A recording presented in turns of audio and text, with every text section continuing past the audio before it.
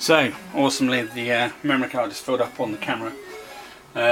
So if I've been bothered, I've sequenced this into the back of the other one. And it's almost seamless, apart from the fact the camera's probably shifted. If I haven't, this is another video, because I obviously can't be bothered. So, drop back out of this a minute. We got to, the section we just done was the Master System. Just fired up, something on the Master System. You know. Again, not a bad resolution, because you know, it wasn't a million miles away from the resolution, so it's, you know, it's not bad. Even as a distorted, you get too close, it doesn't look so good, and you can implement things in a lot of the emulators that will do things like rasterize the pictures, put in scan lines, smooth some stuff out. More often than not, it just ends up making it look just a little bit crappy. There's no real extra benefit at all. Again, Alex Kidd, another game I've never really played. And I got a face full of dinosaur, which is never good.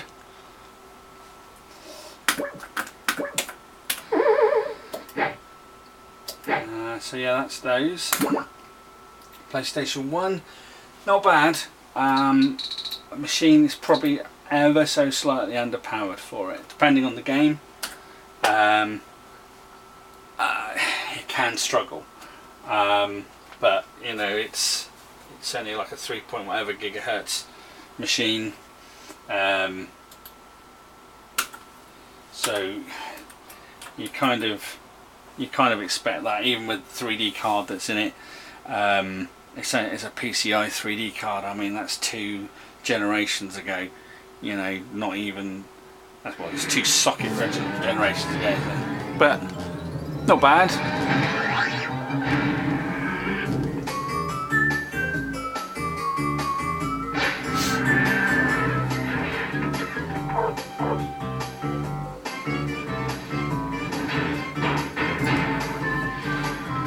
And yes, I do own the discs, got the originals, just in case anybody wonders.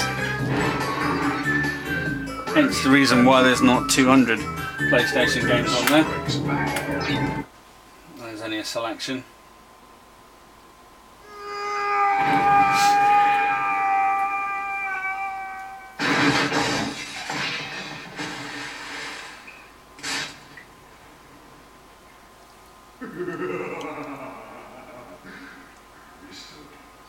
Of course.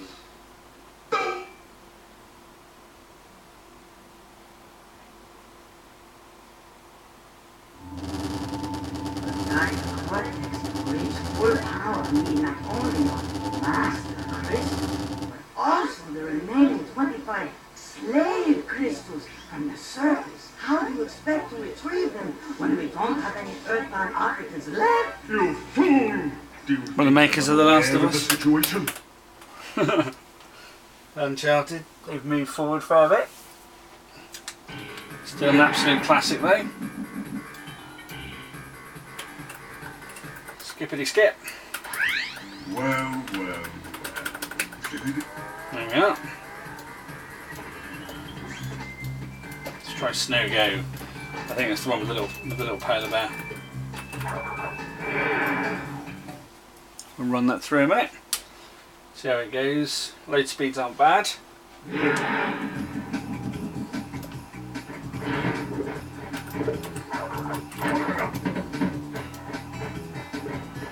Penguin!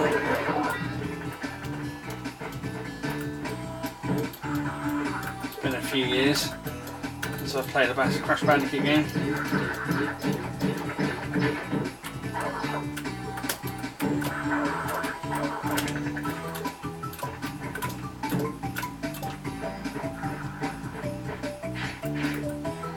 I know I missed all those. Oh.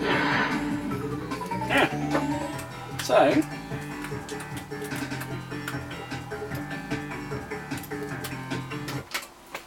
Not bad, really, for what it's doing. So there's plenty of those. N64. Pretty well, actually, does it pretty well. Let's go to the one that you have to have. No, I don't mean GoldenEye. It's me, Mario. Apparently it's him, Mario. And again, some games will hitch a little, but more often than not, runs pretty well. And a lot of the time, you can turn on things. This has got like additional smoothing and stuff like that already turned on it. You know, you can see that there. It would be a lot more jagged.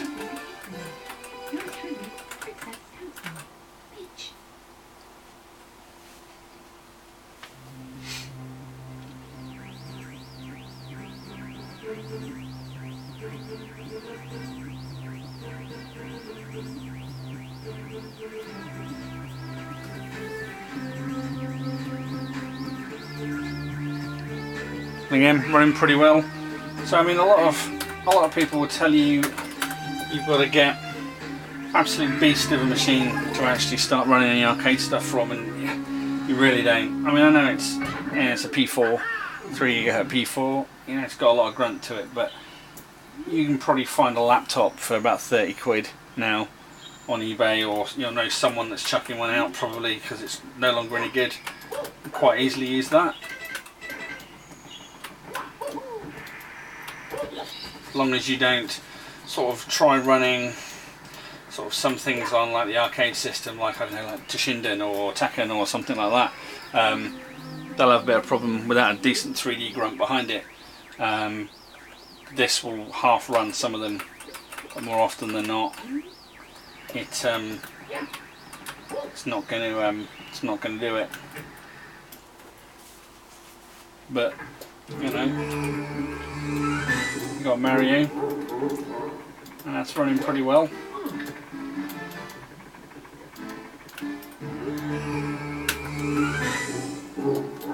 On the system, with the smoothing on,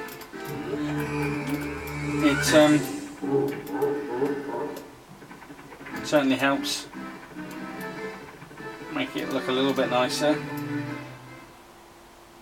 I mean, that probably isn't too far off from sort of what you expect from for 3DS or something. So, yeah.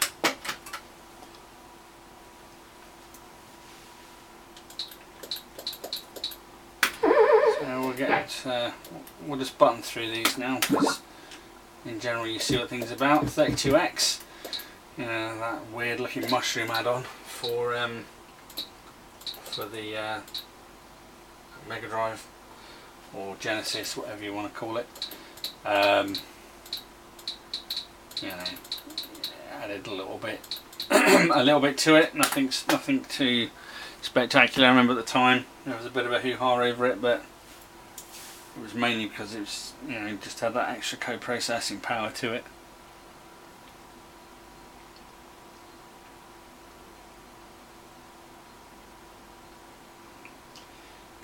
Power of the 32X there.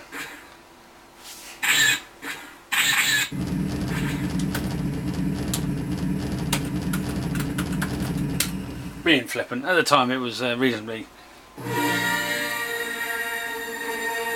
impressive for the little 16-bit console to be pushing that out.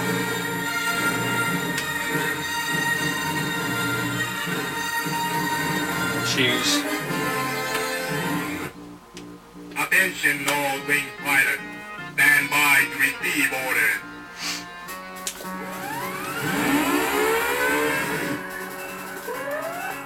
Wipe out enemy fighters. Comes another game I'm going to suck at.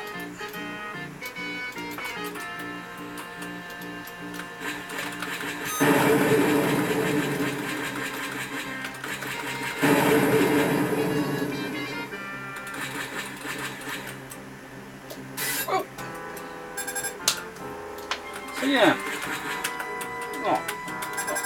not all that bad really for game of its time, and you know, runs perfectly well. Perfectly well throughout. Then we're down to, you know, SNES and Genesis, and as you'd expect on any half reasonable PC nowadays, it runs perfectly fine. You know, pretty fast. Whoops. Yeah. Try and take a picture.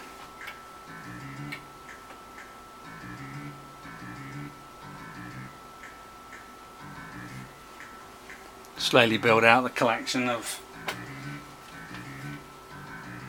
startup graphics. There we go.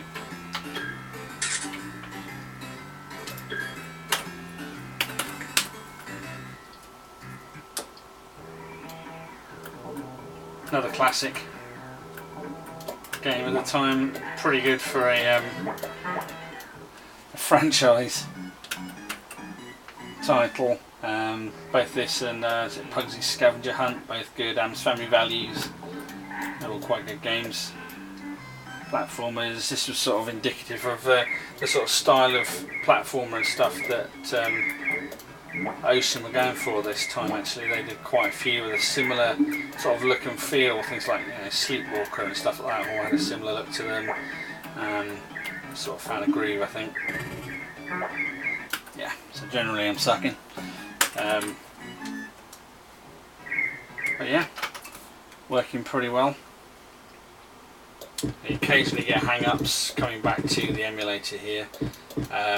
Sorry, to the front end from the emulator. Not very often, happens occasionally. It's a bit of a pain, can be that you have to restart the whole box. Here we go. SNES does Space Ace.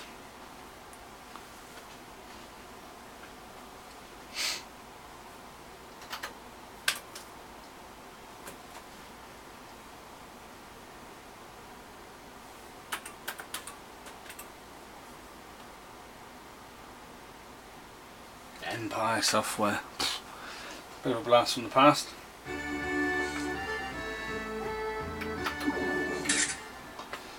Bit slow there on the camera.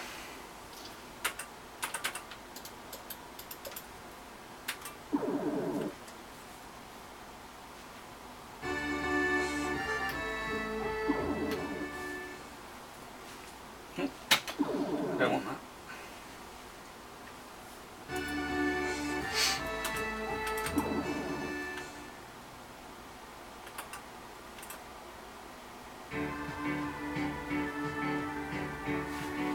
Not quite the same level of graphics as the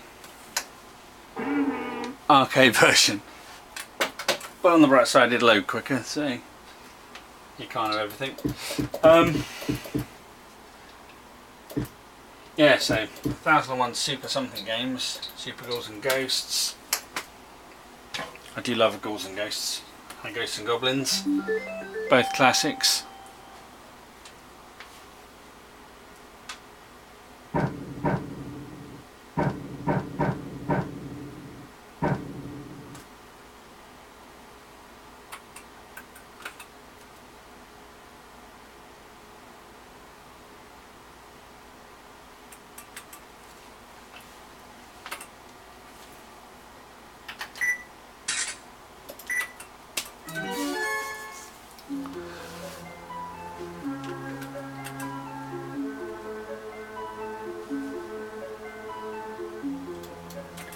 A bit of bitmap scaling.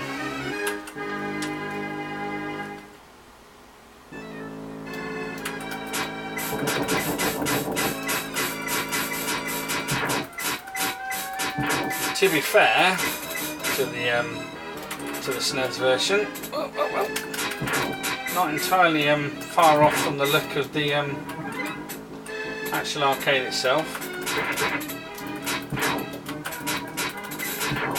Oh no, I'll get the crossfade.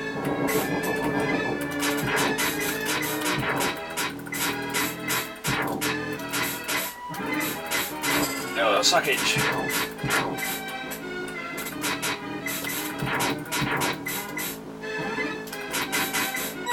Ah. suck. But yeah. So I think we'll push on. You know, once you've configured that back end, got it working with one, set all the keyboard stuff up to how it needs to be to map to those buttons, because of the Joypack that I showed you sort of right at the very beginning that's in the back there.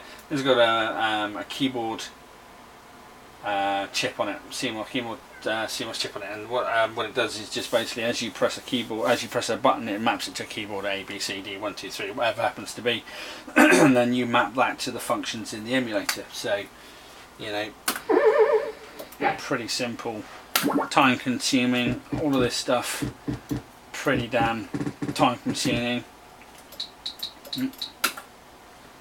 Talking of ocean platform games,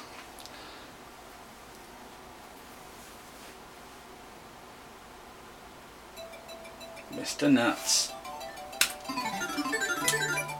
friend of mine called Ben was absolutely nuts for Mr. Nuts, although when it came out and he played it, he hated it. So such is life. But again, good indicator of sort of around this time you had this and things like Cool Spot, big, colourful, multi-layered parallax, everybody's chasing Sonic and Mario sort of thing.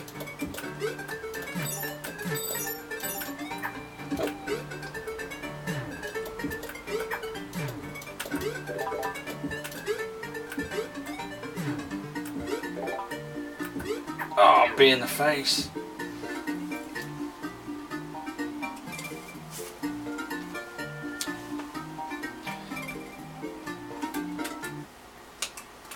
So there you go. And that's it really.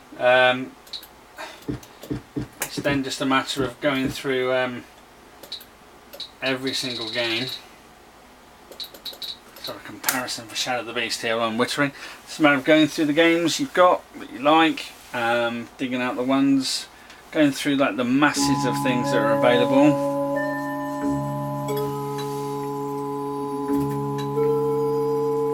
You probably can't hear it because of the camera, but no real depth, no real multi-channel. Not even sort of half the effort for the Amiga soundtrack.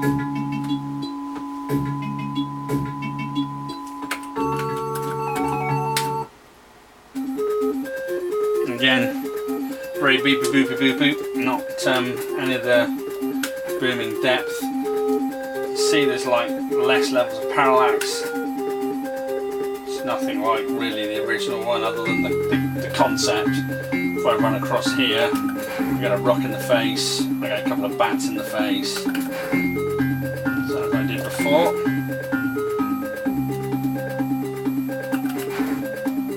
I like duck. No, I can't duck the bats either. Balls to. There we go.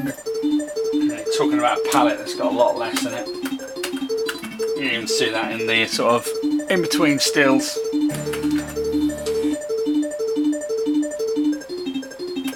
Oh, fireball in the face. Let's just die a minute and see if it's got the ending music. Oh, accidentally killed the bee. No bee hate. That's accident. Alright, he deserved that one.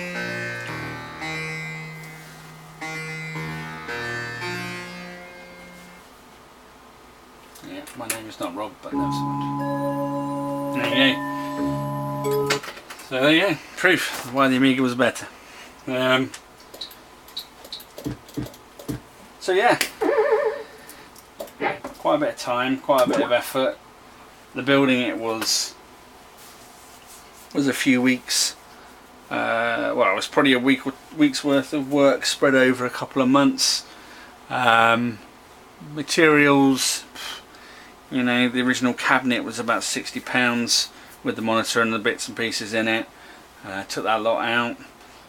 Delivery to get the cabinet here was an expensive thing. That's about 50 quid. and then it was sort of an old PC, which I think I paid about £20 odd for. Graphics card I paid a £5 for. The J-Pack was second hand off of eBay because it had a broken pin for an RS-232 connector, so that was about a tenner. This customised marquee I had made, that cost £25 all in, which is pretty good for customised artwork to be printed out. That's plastic, not just a piece of paper behind something. That's proper line plastic. All the buttons, tenner, 10-15 quid. You know, sound system I recycled from the PC. I think it was about a tenner new anyway. So you know, it doesn't cost the earth. It just costs a lot of time, a lot of fiddling around. But when you do, it's pretty good fun. At some point I'll try and put a little video together of the light gun and everything working. But at the moment the trigger is snapped, so that's can't really do that, unfortunately, because can't actually get the fire. But otherwise you could play play a bit of Point Blank or Operation Wolf, Operation Thunderbolt, you know, anything like that. So pretty good. So yeah, that's pretty much it. And finish off, we'll fire up a copy of Leander, another Psygnosis classic if it works. Let's demount this camera, boop, like that. And yeah, I hope someone at least has found something reasonably useful. Don't be put off, it isn't that hard to do, it just takes time. You will mess stuff up, you will wire buttons in the wrong place like I did. I originally put the power button too low down, so you know,